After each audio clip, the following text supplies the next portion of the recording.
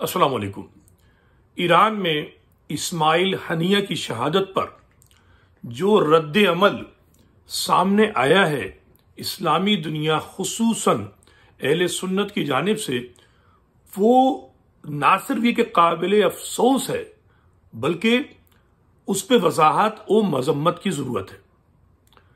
मुझे हैरत है कि एक लीडर जिसका यकीनन ईरान तहफ़्फ़ुज़ नहीं कर पाया, उसके अवामिल पर तवज्जो देने की बजाय, वजूहात जानने की बजाय, आपने ईरानियों पर कूफी होने का इल्जाम लगा दिया। आपने ये नहीं देखा कि फलस्तीन करबला बन गया है। बना नहीं बना मुझे बताइए ना, क्योंकि बहुत से मेरे दोस्त जो हैं, जो शिया नफरत करते हैं, बुग़्ज़ शिया में जल भुन जाते हैं, वो अक्सर कहते हैं जी आप इमाम हुसैन को रो रहे हैं, 14 साल हो गए, अभी फलस्तीन में देखिए जुल्म हो रहा है, 50,000 मार दिए गए। मुझे ये बताइए 50,000 जो फलस्तीन में मारे गए हैं उनकी हिमायत कौन कर रहा है और उनकी हिमायत में मर कौन रहा है? भाई हिजबुल्लाह के लीडर को भी निशाना बनाया नहीं बनाया गया? घंटों के अंदर सिर्फ हमास के लीडर निशाना नहीं बने बल्कि हिजबुल्लाह के लीडर भी निशाना बना। ईरान तो उसको भी नहीं बचा पाया। कूफे की क्या बात कर रहे हैं? इमाम हुसैन अपने खानदान को नहीं बचा पाए। मुझे बताइए ना, क्या इमाम हुसैन ने अपने बच्चों को बचा लिया था? अपनी औरतों को बचा लिया था? खुद नहीं बचा पाए। भाई जब जालिम जुल्म करने पे आमादा है, उसके पास टेक्नोलॉजी मौजूद है, ईरान तो बहुत पीछे है। सवाल यह कीजिए कि फलस्तीन करबला कैसे बन गया, 50,000 लोग कैसे शहीद हो गए? आपका सूरमा तुर्की में बैठा उर्दुवान क्या कर रहा है? मुझे बताइए आप। मशरिक में सऊदी अरब और उर्दन मौजूद हैं, क्या कर रहे हैं वो? जुनूब में मिस्र मौजूद है, क्या कर रहे हैं वो? आपके 50 ममालिक हैं दुनिया भर में। शिया तो एक ईरान है और दूसरा इराक।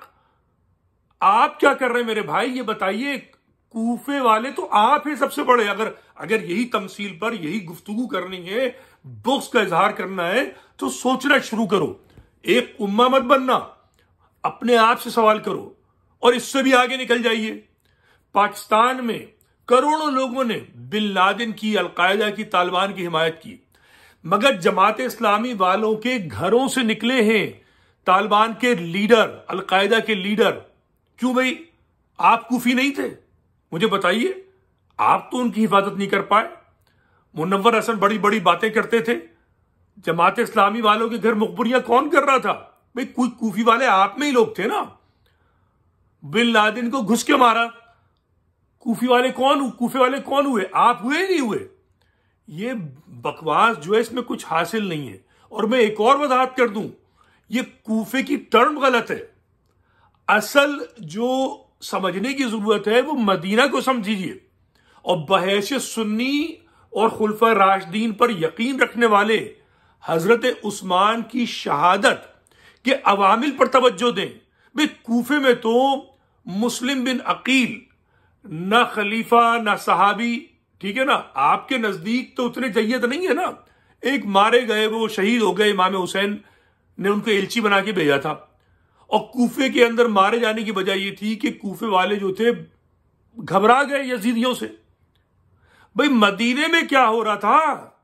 मदीने में हजारों जो सहाबी मौजूद थे, उनकी मौजूदगी में हजरत उस्मान की शहादत को तो छोड़े देते हैं, ठीक है ना। उनके साथ जो जुल्म और बर्बरियत जो इस्लामी तवारीख लिखती हैं, उस पर आप बात करने को खुद तैयार नहीं है।